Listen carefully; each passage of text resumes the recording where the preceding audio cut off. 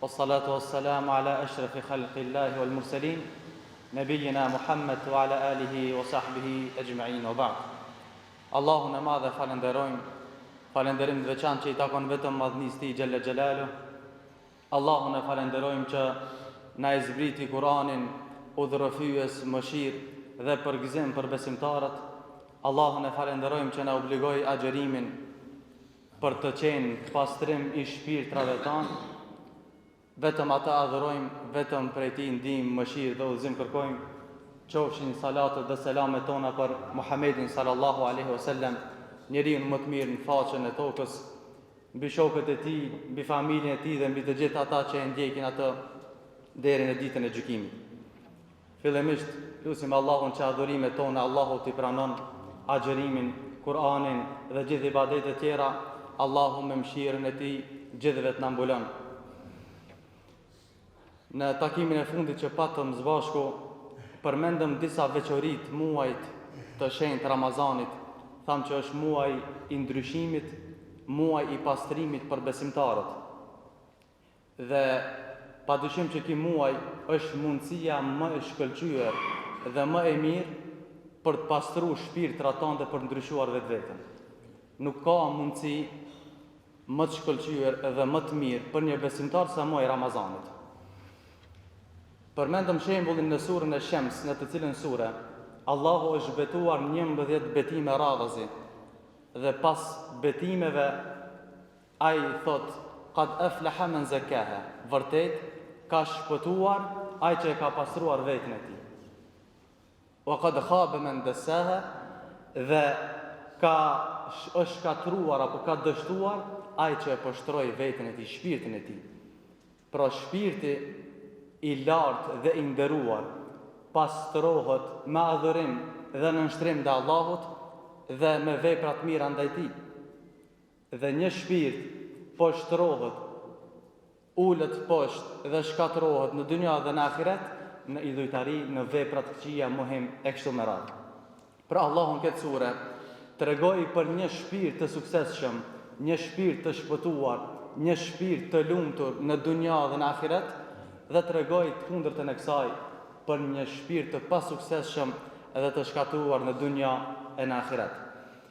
Tema për pastrimin e shpirtit është një temë fetare, një temë bazike për çdo besimtar, pasi që kjo temë, rëndësia e pastrimit të shpirtit, është përmend edhe në Kur'an, edhe në sunet të pejgamberit sallallahu alaihi wasallam.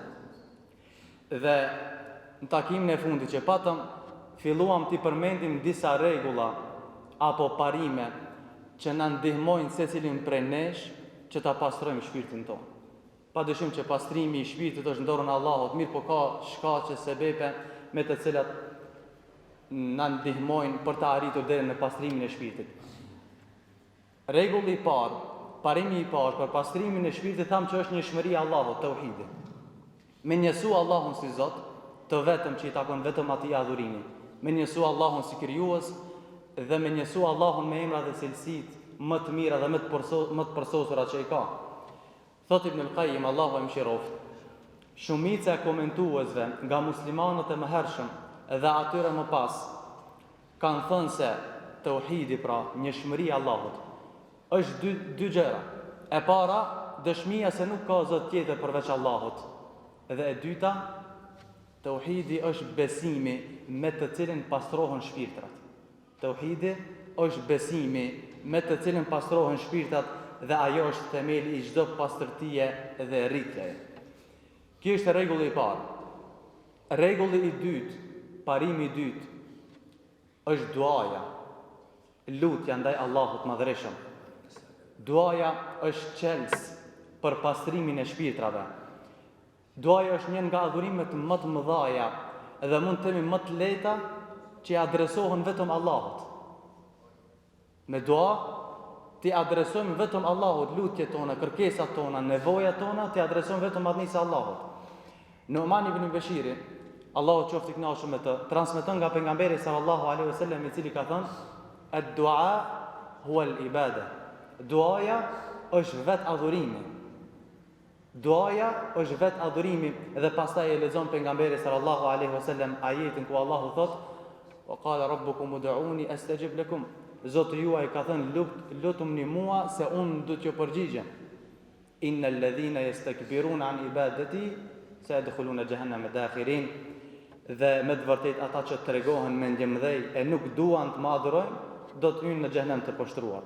Në shumë ajete të Kuranit, në shumë shembuj të Kuranit, Allahu i Madhërisht tregon për njerëzit e mirë, për pejgamberët, të cilët me përkushtim të madh dhe me këmbgulje të madhe i luteshin vetëm Allahut Madhërisht për çdo nevojë të tyre, qofshin nevojat të dunjas apo nevojat e ahiretit. Andaj duaja është një nga format më të mira të adhurimit, sepse ti nëpërmjet duas tregon pa aftësinë tënde karshi madhnisë Allahut, tregon nevojën tënde për Allahun e Madhërisht. Dhe të gjithë ne jemi nevojtar për Allahun, ndërsa Allahu nuk është i nevojshëm për askënd. Ja ayuhan nas antumul fuqara ila Allah, wallahu huwal ghaniyul hamid. O ju njerëz, ju jeni të varfër e nevojtar për Allahun Madhërisht. Ju jeni të varfër e nevojtar për Allahun Madhërisht. Dhe Allahu s'ka nevojë për asgjë dhe është i denjë për çdo laftë. Njeriu nëpërmjet duas e dëshmon edhe fuqinë, madhështinë që ka Allahu Madhërisht. Dëshmon për pushtetin dhe sundimin suprem që ka madhëria Allahut.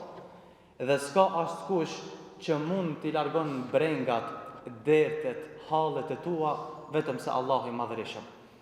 Duaja gjithashtu ka një ndikim të madh dhe është qelës i dyerve të mirësisë.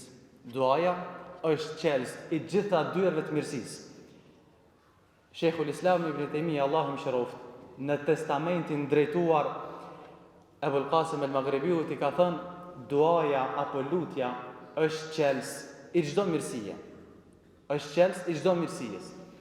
Pra çdo të mirë që e shpreson për vete dhe dëshiron nga të mirat e dunjas apo të ahiretit, atëherë kërkoje për Allahut duke drejtuar vetëm atij dhe duke këmbgulur, duke insistuar në përgjigjen prej Allahut Madhërisht.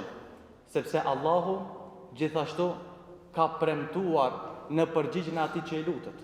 Vetë ajetin e dëshmon, ku Allahu thot, lutumni mua se unë do t'ju përgjigjem. Unë do t'ju përgjigjem. Mirë po është edhe kundërta e kësaj. Ata të cilët nuk luten dhe janë neglizhent në lutje, në dua karshi madhnisë Allahut. Ata janë me ndjemdhej, të cilët Allahu i ka cilësuar në Kur'an, innal ladhina yastakbiruna an ibadati sayadkhuluna jahannama dakhirin. Pra braktisja e duas tregon neglizhencë dhe ngurtësim në zemrës shpërfilljes Allahut. Allahu thot, ata që tregohen me ndjemdhej e nuk duan që të më adhurojnë, do të hyjnë në xhenem të poshtruar. Pra, në një hadith të saktë pejgamberi sallallahu alaihi wasallam ka thënë: O Allah, jepi shpirtit tim devotshmëri. Jepi shpirtit tim devotshmëri. Pastroje atë, nga se ti më së miri e pastron atë, ti je kujdestari dhe mbrojtësi i shpirtit tim. Kjo dua nga pejgamberi sallallahu alaihi wasallam është një paralajmërim se pastrimi i shpirtit, siç e theksuam fillim, është në dorën e Allahut. Pastrimi i shpirtit është në dorën e Allahut. Ai e pastron atë që do. Padyshim se janë shkaqe sebeve që na ndihmojnë. Mirë po, në këtë rast, vetë fakti që pejgamberi sallallahu alaihi wasallam i lutet madhërisë Allahut në këtë formë, që Allahu t'ja pastron shpirtin, i marrim dy kuptime. E para, se pastrimi i shpirtit është në dorën e Allahut. Sepse vetë pejgamberi sallallahu po kërkon nga Allahu që t'ja pastron shpirtin. Edhe kuptimi i dytë është se nëpërmjet duas që këmbgul dhe insiston pejgamberi alayhi salatu wasalam, kuptojmë se duaja është qelës i pastrimit të shpirtit. Ibn al-Qayyim, Allahu më shëroft, ka një thënie madhështore në lidhje me duan, i cili thotë: duaja është ilaçi më i mirë. Duaja është ilaçi më i mirë. Ajo është armike e vështirësive, i largon dhe i shëron ato, e parandalon ardhjen e tyre, i heq e i leçon, dhe duaja është arma e besimtarit. E përmendëm fillim se Ramazani është muaj i ndryshimit, muaj më i mirë për ndryshuar secili prej nesh, për të pastruar shpirtin tonë. Dhe metoda apo forma e pastrimit të shpirtit nëpërmjet duas është më së i veçantë në Ramazan. E kemi për bazë ajetin ku Allahu thot: "Wa idha sa'alaka 'ibadi 'anni fa inni qarib. Ujibu da'wata ad-da'i idha da'an falyastajibu li wal yu'minu bi la'allahum yarshudun." Allahu thot: kur robrit e mi të pyesin për mua, thuaj se unë jam afër dhe i përgjigjem lutjeve të lutësit kur ai më lutet. Prandaj le t'i përgjigjen thirrjes sime, le të më besojnë mua për qenë në rrugë të drejtë. Ky ajet madhështor gjendet në surën Al-Baqara, në mesin e ajeteve që flasin për muajin e shenjtë Ramazanit. Dhe vetë fakti që duaja është përmend mesin e këtyre ajeteve të Ramazanit, na e dëshmon dhe na argumenton se duaja është dhe ka vlerë pesh më të madhe në Ramazan. Vetë fakti që duaja dhe Allahu tregon se i përgjigjet lutjeve të lutësit është rëndit në ajetet e Ramazanit, na jep me kuptu se duaja ka vlerë dhe pesh të madhe në muajin e shenjtë Ramazanit. Dhe kjo është mundësia më e mirë për të pastruar shpirtrat tonë. Për Ramazani është mundësia më e mirë për pastrimin e shpirtrave nëpërmjet duas. Allahu ka premtuar se do t'i përgjigjet atij që i lutet atij. Ka dhënë premtim dhe Allahu nuk e thyen premtimin e tij. Mirë, po ka disa kushte për pranimin e duas, të cilat do i përmendi vetëm disa kryesore. E para, që është edhe bazë e çdo adhurimi tjetër, është sinqeriteti në dua. Ti jesh i sinqert në dua kur i lutesh madhnisë Allahut, duke mos e shoqëruar me askën tjetër në dua. Duaja i adresohet vetëm Allahut, askujt tjetër. Duaja nuk adresohet në varreza, as në tyrbe, as në evlijat, as në askën tjetër. Duaja adresohet vetëm madhnisë Allahut. Pse hadithin që e përmendëm në fillim, ad-du'a huwa al-ibada. Duaja është adhurim. Duaja është adhurim. Adhurimi kujt i përkushtohet? Vetëm Allahut. Duaja, adhurimi i përkushtohet vetëm madhnisë Allahut. Pra adhurimi i bëhet vetëm Allahut dhe askujt tjetër. Wa'budullaha mukhlishan lahu ad-din. Andaj luteni Allahut me adhurim të sinqert për të. Kjo është e para. E dyta, të kesh frikë Allahun nga veprat e këqija, qofshin të mëdha apo të vogla. Kjo kush për pranimin e duas. Të kesh frikë prej Allahut nga mëkatet, veprat e këqija, qofshin të mëdha apo të vogla, duke u larguar nga ato, edhe veten, edhe familjen, edhe shoqërinë e kështu me radhë. Nëse besimtari kryen vazhdimisht mëkate, ai e dobëson dhe e shkëput lidhjen e tij me Allahun. Dhe kur shkëput lidhja e tij me Allahun, si pret që ti përgjigjet lutjes tij. Pra veprat e mira janë afërsi me Allahun, veprat e këqija janë largim prej Allahut dhe e shkëput lidhjen me të. Pejgamberi sallallahu alaihi wasallam ka thënë: "Njihu me Allahun kur je mirë." Njihe Allahun, përkujto Allahun kur je mirë, që ai të të njohë kur t'jesh në vështirësi. Pse? Se nëse ke frikë Allahun, kujdesesh nga veprat e këqija, i nënshtrohesh urdhave të Allahut, e kujton Allahun në vështirësi, e kujton Allahun në lehtësime, në lumturi, në mërzia, në çdo moment të jetës tënde, Allahu nuk të haron asnjëherë. Nëse ti nuk e haron Allahun, Allahu nuk të haron asnjëherë. Dhe veprat e këqija janë shkak që ti të largohesh prej mëshirës dhe udhëzimit të Allahut. Dhe ai që nuk e haron Allahun në asnjë moment, Allahu nuk e haron atë sikurse që nuk e haroi Yunusin alayhis salam. Që kemi shembull në tregimin e tij në Kur'an, i cili pasi që e kishte gëlltitur balena, çka thot Allahu, po mos kishte qenë nga ata që i luteshte Allahut, le labitha fi batnihi ila yawmi yub'athun. Do të kishte mbet në barkun e balenës deri në ditën e ringjalljes. Po mos kishte qenë Yunusi alayhis salam nga ata të cilët e ka përkujtuar Allahun çdo moment të jetës tij, ka pas frikë Allahun çdo moment të jetës tij, ai do të kishte mbet në barkun e balenës deri në ditën e ringjalljes. Disa nga muslimanët e mëhershëm kanë thënë, përmend Allahun në rahati që ai që përmend në vështirësi, në vërtet Yunusi përmendte Allahun gjithmonë, dhe kur u gjen në barkun e balenës, Allahu tha, dhe po mos ishte nga ata që i luten Allahut, me siguri do të mbetej në barkun e saj deri në ditën e Kiametit. E kemi edhe shembull nga ana tjetër për Firaunin, zullumçarin më të madh në faqen e dheut. Ku në momentit e fundit të vdekjes, çka thot? Thot besoj se s'ka Zot tjetër përveç atij që i besojnë Benu Israilt, dhe unë jam ndër muslimanët. Kjo është fjale e Firaunit. Çka i thot Allahu? Al-ana wa qad asayta qabla wa kunta min al-mufsidin. Atash po beson ndërkohë që më parë ishte shkatrues. Pra Firauni gjithë jetën e tij e kishte harruar Allahun. Nuk e përkujtonte asnjëherë Allahun, përkundrazi, ai ishte zullumçar saqë pretendonte edhe vetë që ishte Zot. Andaj, momentet më të vështira të jetës tij, Allahu e harroi ato. Kjo është e dyta. 3. Ti lutesh Allahut me një zemër të vëmendshëm. Kur i lutesh Allahut, t'jesh i vëmendshëm në atë çka e thua, dhe t'jesh i bindur në përgjigjen e Allahut. T'kesh bindje që Allahu do të përgjigjet.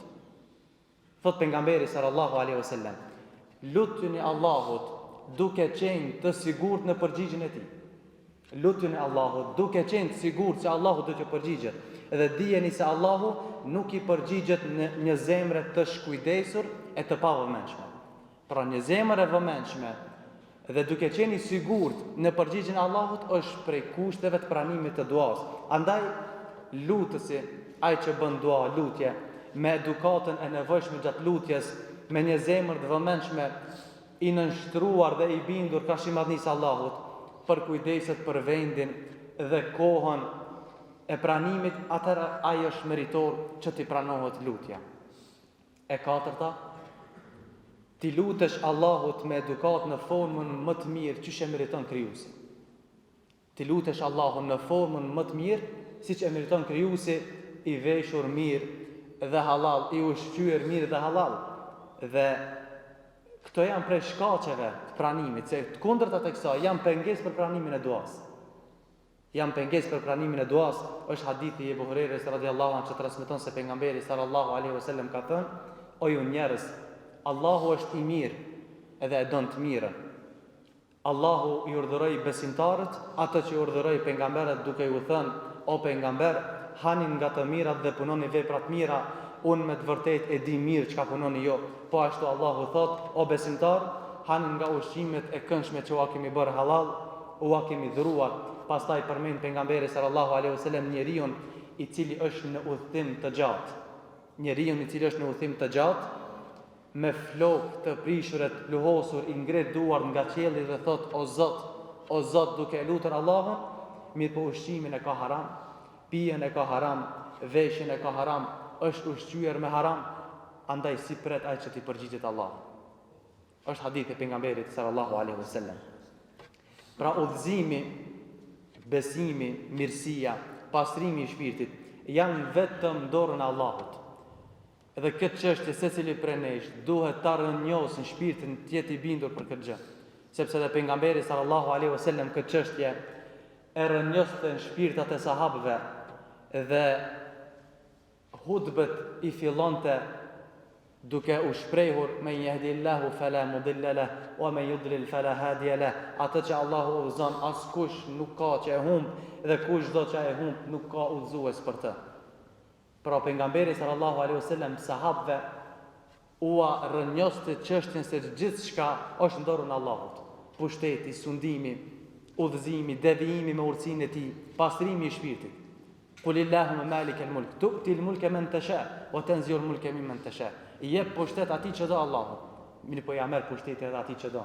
Wa tu'izzu man tasha wa tudhillu man tasha. E ngrit atë që do dhe e ul atë që do. Bjedi kel khair. Pra çdo e mirë është në dorën e Allahut. Andaj e jona është që ti lutemi atij, të strehohemi tek ai, të insistojmë dhe të jemi këmbgulës në lutjet tona që i kemi kaq madhnisë Allahut. Edhe ky parim apo rregull i dytë për pastrimin e shpirtit, pra duaja, është dera më e madhe për pastrimin e shpirtrave. Edhe kushdo që e ka bindjen se pastria dhe drejtësia e shpirtit janë vetëm në dorën e Allahut, ai me lejen e Allahut do të pastrohet. Pra ne duhet të strehohemi tek ai, të tërkasim derën e tij duke i lutur me këmbgulje, duke shpresuar për të marrë prej tij pastrimin e shpirtit, shpëtimin dhe suksesin dunja dhe në ahiret. Siç thoshte Omer ibn Khattabi radhiyallahu anhu, Allahu qoftë i kënaqur me të, asnjëherë nuk e kam pasur brengën apo nuk jam shqetësuar për përgjigjen e lutjes, përgjigjen e duas. Ajo që kam ka shqetësu mua, u konë vetë fakti se a bëj dua, se momenti që bëj dua, përgjigja është me të. Momenti që bëj dua, përgjigja është me të. Kjo ka qenë bindje e shokëve pejgamberit sallallahu alaihi wasallam. Edhe duhet të jetë bindje për çdo besimtar, se ai i cili lutet Allahut, duke qenë i sinqert, vetëm Allahut, duke u larguar dhe duke pas kujdes nga veprat e këqija, duke qenë me zemër të vëmendshëm, edhe duke qenë i sigurt që Allahu do t'i përgjigjet, me lejen e Allahut atij do t'i pranon kërkesat. Elusim Allahun e Madh që këtë muaj të mëshirës, të rahmetit, Allahu duat tona t'i pranon. Elusim Allahun që adhurimet tona, namazin, Kur'anin, Allahu t'i pranon dhe qofshin dëshmitar për neve në ditën kur dalim para madhnisë tij. Elusim Allahun që t'jetojmë këtë Ramazan dhe dalim për këtij Ramazani faqebar dhe me mëkate të falura. Elusim Allahun e Madh që Ramazani, Kur'ani dhe adhurimet tjera dalin sikur ndërmjetësues për çdo njërin prej nesh para madhnisë Allahut. Aquli qawli hadha wa astaghfirullaha li wa lakum fastaghfiru innahu huwal ghafurur rahim.